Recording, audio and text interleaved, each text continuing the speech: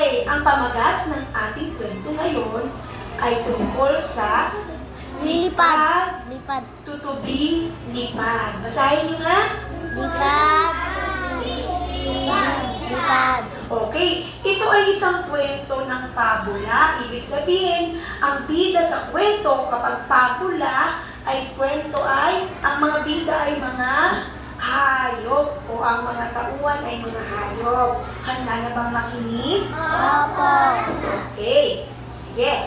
Lipad, tutubi, lipad. Laki. Yan. Ako ay itlog. Mula ako sa tutubi. Nakatira ako sa malaking tubigan. Ayan. Tingnan mabuti. Makalipas ang ilang linggo, nakalabas na ako sa itlog. Nang may lumapit sa aking mga butete, sinubukan ko silang pulihin.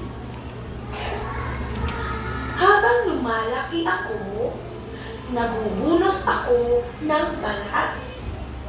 Ilang ulit ko itong ginagawa hanggang sa maging ganap akong tutubi. Pagkatapos, umahon ako sa tubig. Naghunos ulit ako. Tingnan mo ako ngayon. Meron na akong 2 pares ng pakpak. Sa wakas, makalilipad na ako. Lumipad ako sa ibabaw at sa pagitan ng mga bulaklak. Sobrang ganda rito. Uy, may lamok.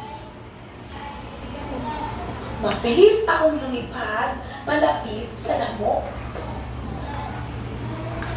At doon natapos ang kwento.